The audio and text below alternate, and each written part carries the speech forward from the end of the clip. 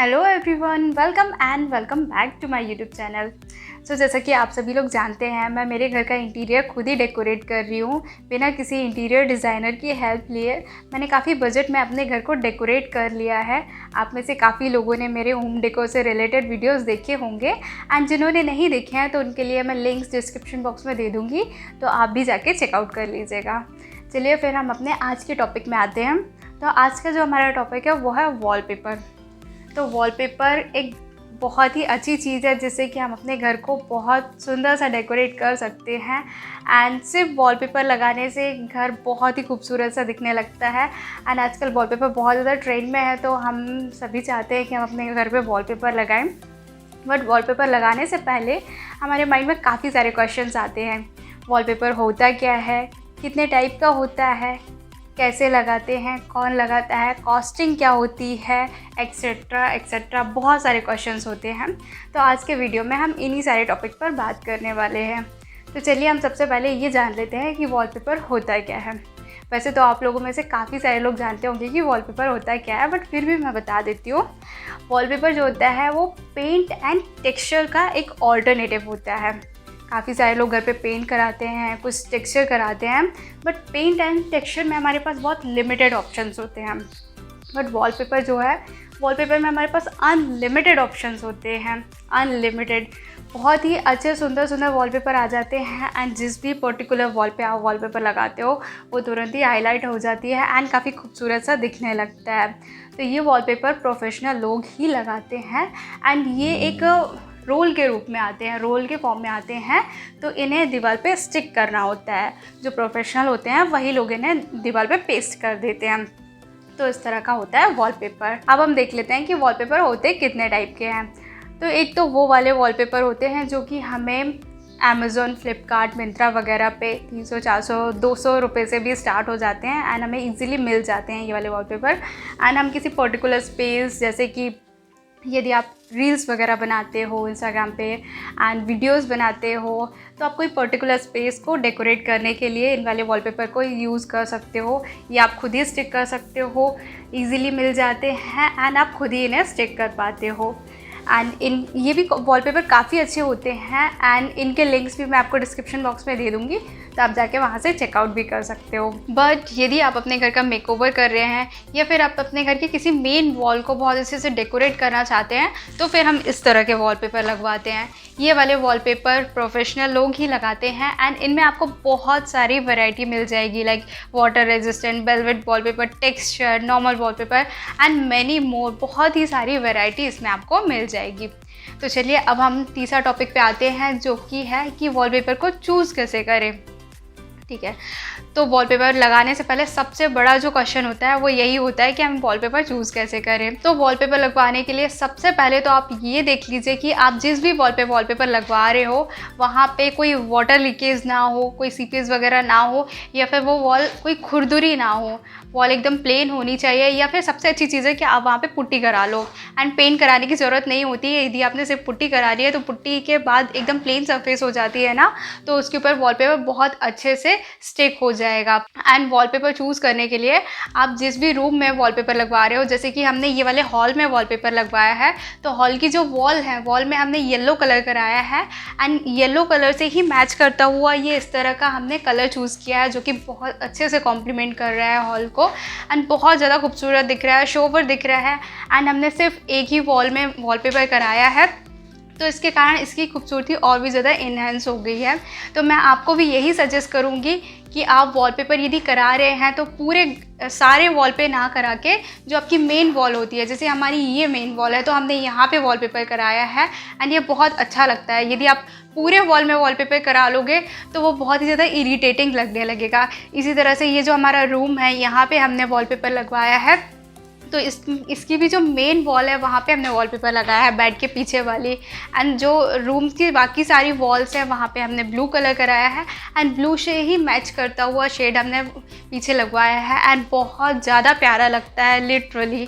यदि आप खुद ही सोच के देखिए, यदि आप सारे वॉल पे सेम वॉलपेपर लगवा लोगे या फिर सारे वॉल पे वॉलपेपर लगवा लोगे तो वो हाईलाइट नहीं होगा, लेकिन एक वॉल पे यदि आप वॉलपेपर लगाओगे तो बहुत अच्छे से हाईलाइट होगा। तो इसीलिए मैं आपको सजेस्ट कर रही हूँ कि आप एक वॉल पे वॉलपेपर लगवा सकते हैं। एंड इसी तरह से जो आपने कलर कराया है रूम का, सिर्फ वही कलर से कॉम्प्लीमेंट करता हुआ कलर का ही वॉलपेपर लगाइएगा।